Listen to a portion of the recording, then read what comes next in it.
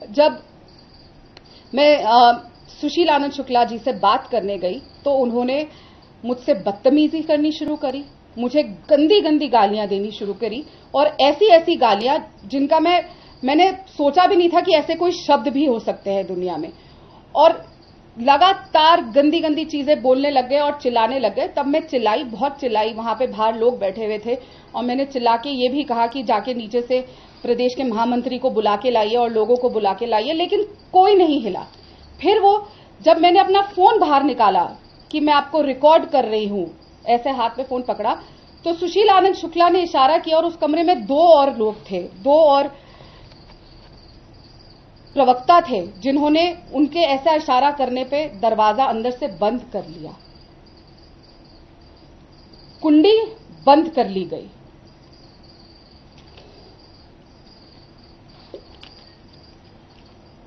करीबन 1 मिनट तक कमरा अंदर से बंद रहा और मुझे गंदी गंदी गालियां दी गई। तीनों उठ के मेरी तरफ आए। मैं अभी भी जब उस घटना के बारे में सोचती हूं तो मेरे रोंगटे खड़े हो जाते हैं। मैं चीखती रही, चिल्लाती रही, बाहर भी लोग थे, लेकिन किसी ने दरवाजा खोलने की कोशिश नहीं करी और जो बाकी के 2 आदमी थे उन्होंने दरवाजे के आगे आके खड़े हो गए और मुझे दरवाजा नहीं खोलने दिया। मैं बहुत जोर जोर से चिल्ला रही थी, मेरे हाथ में फोन था, मैं बार बार कहती रही कि मुझे बाहर जाने दीजिए, लेकिन लगातार मुझसे बदसलूकी करी जा रही थी। बहुत मुश्किल से मैं वहां पे धक्का देके, और उस समय सिर्फ एक ही चीज मेरे ध्यान में आई, मैंने आंख भंग करके चिल्लाते समय सिर्फ कृष्ण जी का ध्यान किया कि वो मुझे यहां से बचा के लेकर जाए, क्योंकि जहां पे हम सबने अपने आप को एक महिला सबसे सुरक्षित महसूस करती है कि वो हमारा मंदिर है, वहां पे मुझे अंदर 3 आदमियों ने बंद कर लिया। बहुत मुश्किल से धक्का देके मैं वो दरवाजा खोल के चिल्लाती हुई, चीखती हुई कांग्रेस ऑफिस में सीढ़ियों से जो लोग वहां पे गए उन्होंने देखा कि वो 1st फ्लोर पर ऑफिस है। मैं नीचे भागती हुई गई, चिल्लाती हुई, सीधा प्रदेश के महामंत्री, जनरल सेक्रेटरी और प्रभारी ऑर्गेनाइजेशन के कमरे में गई, चीखती चिल्लाती बिलबिलाती, और मैं सिर्फ इतना कहती रही, दिखात बताती रही कि मेरे साथ क्या हुआ है। लेकिन जो प्रदेश के महामंत्री भी थे वो जूते उतार के बैठे रहे, कोई नहीं खड़ा हुआ, किसी ने उस आदमी को नहीं बुलाया, किसी ने नहीं पूछा क्या हुआ, और एक तमाशा वहां बनता रहा। मेरी घड़ी 154 पे मेरा बीपीएम चला गया और घड़ी ऐसे फटफट कर रही थी, लग रहा था कि घड़ी ही फट जाएगी। मेरे हाथ पैर ठंडे पड़ गए। मैं वो सोचती भी हूं तो मेरे रोंगटे खड़े हो जाते हैं जो मेरे साथ उस पल हुआ।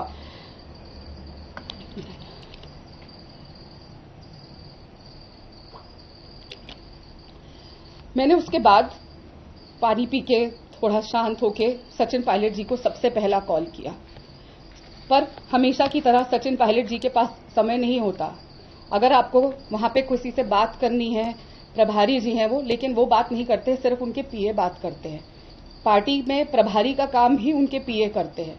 उनके पीए ने फोन उठाया और उन्होंने कहा कि हम गाड़ी में हैं, हम सरगुजा जा रहे हैं, और मेरी उनसे 1 मिनट बात हुई और मैंने उनको पूरा के पूरा घटनाक्रम से अवगत कराया और उन्होंने कहा कि 1 मिनट रुकिए। उन्होंने वहां पे बात करी और मुझे कहा आप चुप रहिएगा, चुनाव का समय है, बिल्कुल चुप रहिएगा, कुछ मत करना, और उन्होंने फोन रख दिया।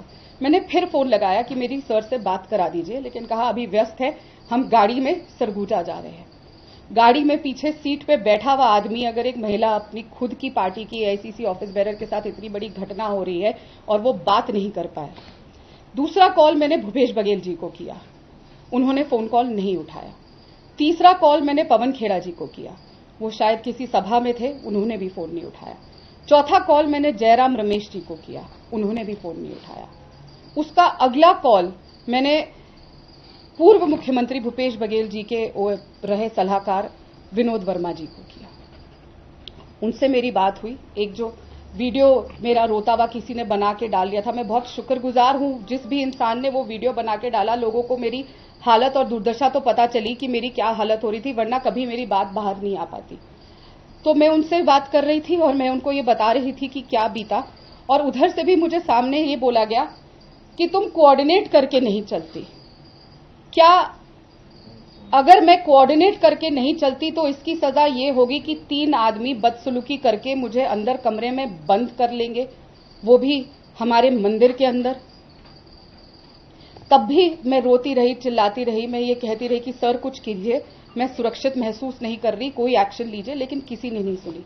उसके बाद मेरी पवन खेड़ा जी से बात हुई, उनको मैंने पूरा वाक्य बताया, तब भी मुझे डांट पड़ी कि नहीं, तुम जो कर रही हो गलत है, अपनी आवाज उठा रही हो वो गलत है। उसके बाद भूपेश बघेल जी ने मुझे कॉल बैक किया, मेरी उनसे 3.5 मिनट बात हुई। मैंने उनको पूरा घटनाक्रम बताया और ये कहा कि आप मेरे परिवार को जानते हैं, आप मेरे चुनाव प्रचार में आए हैं, आप हमें हर साल बेटी बना के तीजापोरा के लिए छत्तीसगढ़ बुलाते हैं, मैं छत्तीसगढ़ की बेटी हूं और आप ही के आदमी, आप ही के बनाए हुए सुशील आनंद शुक्ला जो आपके साथ काम करते हैं, उन्होंने ऐसे बदतमीजी करी। पूरी बात सुन के सामने से जब मैंने उन्हें कहा कि मुझे इतनी पीड़ा हो रही है, इतना घबरा गई हूं, मैं अस्पताल से वापस आ रही थी उस समय, तो मैं सोच रही हूं कि मैं राजनीति ही छोड़ दूं, तो भूपेश बघेल जी ने सामने से मुझे कहा नहीं, तुम छत्तीसगढ़ छोड़ दो। जब ये सामने से कहा गया कि छत्तीसगढ़ छोड़ दो, तब मुझे चीजें सामने से समझ आनी शुरू हुई कि किस तरीके से एक षड्यंत्र के तहत ये सब मेरे साथ किया गया। उसके बाद 6 दिन मैंने इंतजार किया। 6 दिन में लगातार राहुल गांधी जी, प्रियंका गांधी जी, जयराम रमेश जी, राहुल गांधी जी और प्रियंका गांधी जी के जो पीए पार्टी चलाते हैं, अलंकार सवाई जी, कौशल विद्यार्थी जी, संदीप सिंह जी, सबको लगातार कॉल करती रही, मैसेज किए, चिट्ठियां लिखी, खड़गे जी के ऑफिस में भेजा, पर कहीं से कोई जवाब नहीं आया, कहीं से कोई मदद नहीं आई। जयराम रमेश जी को भी मैंने रात को 1:30 बजे पूरी चीज लिख के भेजी, उन्होंने सुबह 7 बजे वो मैसेज पढ़ लिया, लेकिन उन्होंने एक फोन कॉल नहीं किया, एक बार मुझसे बात नहीं करी। और मैं अपनी मर्जी से तो छत्तीसगढ़ गई नहीं थी, मुझे पार्टी ने वहां पे बकायदा तीसरी बार भेजा था, तो मैं पार्टी की जिम्मेदारी थी, एक एआईसीसी की ऑफिस बेरर हूं और मुझे वहां भेजा गया था, लेकिन किसी ने कोई रिएक्शन नहीं दिया। दोपहर जब मैंने ट्वीट करना शुरू किया और न्याय की गुहार मांगी, तब एक फोन कॉल जयराम रमेश जी का आया। मैं उस वक्त डॉक्टर पे थी, मैं नहीं उठा पाई और तुरंत 15 मिनट बाद मैंने कॉल बैक किया, तो उसके बाद फिर उन्होंने नहीं उठाया। जैसे होता है कि बस हाँ फोन कर दिया, नहीं उठाया तो हमने एक रजिस्टर कर दिया कि कॉल है, लेकिन किसी ने नहीं सुनी। मैं लगातार शिकायत करती रही।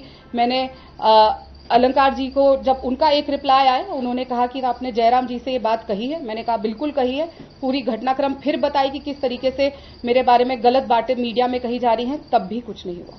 मैं हमेशा सोचती थी जब ये घटना प्रियंका चतुर्वेदी जी के साथ घटी थी ऐसी ही तरीके से, तो शायद पार्टी ने साथ दिया होगा, वो ऐसी ही चली गई। और मैंने बहुत प्रखरता से ये बातें रखी थी और बहुत सामने आके कि नहीं, पार्टी ने उन्हें बहुत कुछ दिया, फिर भी वो चली गई। उसके बाद यही चीज हमने अर्चना गौतम, जो एक दलित लड़की है और सिर्फ प्रियंका गांधी जी का नाम ले लेके, चाहे वो जब बिग बॉस में थी या चुनाव लड़ रही थी, सिर्फ प्रियंका गांधी जी का राग बलापती थी, लेकिन उसके साथ भी ऐसा ही हुआ।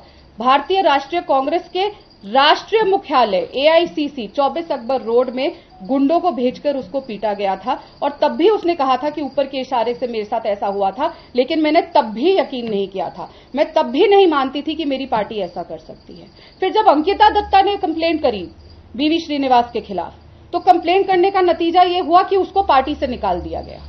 लेकिन बीवी श्रीनिवास, जिस दिन मेरे साथ ये घटना हुई और जब अगले दिन प्रेस कॉन्फ्रेंस हो रही थी, बीवी श्रीनिवास बैठ के सरगुजा में प्रेस कॉन्फ्रेंस सचिन पायलट के साथ कर रहे थे, और वही आदमी जिसने मुझे कमरे में बंद किया था, वो पवन खेड़ा के साथ प्रेस कॉन्फ्रेंस बैठ के रायपुर में कर रहे थे। ये तरीका था हमारी पार्टी का हर चीज को हैंडल करने का। उसके बाद गुरदीप सप्पल जी आए, फिर वो आदमी जिसने मुझे कमरे में बंद किया था, वो प्रेस कॉन्फ्रेंस साथ कर रहा था। लगातार मैं कंप्लेंट करती रही, फिर भी गुहार करती रही। 5 दिन 6 दिन मैंने मीडिया से बिल्कुल बात नहीं करी। मैंने अपना धर्म निभाया कि अगर इंक्वायरी करी जाए, कुछ बात करी जाए, तो मैं तब तक मीडिया से बात नहीं करूंगी। मैंने बात को घर में रखने की कोशिश करी। घटना के 2 दिन बाद प्रियंका गांधी जी छत्तीसगढ़ आई, क्योंकि मैं लगातार उनके ऑफिस से मैसेज कर रही थी, समय मांग रही थी, अपनी बात रख रही थी और मुझे जवाब नहीं मिल रहा था। मैंने तब भी ट्विटर के माध्यम से गुहार लगाई और कहा, दीदी आप मर्यादा पुरुषोत्तम प्रभु श्री राम के ननिहाल में आ रही हैं, मेरे साथ न्याय कर रही है। लड़की हूं, लड़ रही हूं, लेकिन नहीं, नारी न्याय कागज में मैनिफेस्टो में है पर धरातल में नहीं है। लड़की हूं, लड़ सकती हूं, बातें हैं, पर अपनी ही घर की लड़कियों को पिटवाने का काम किया जाता है, अपनी ही घर की लड़कियों को बंद करने का काम किया जाता है कमरे में। वो क्या मंशा थी मैं आज तक नहीं समझ पाई हूँ कि मुझे क्यों 3 आदमियों ने कमरे में। For more of such videos, do like, share and subscribe to ET Now Swadesh.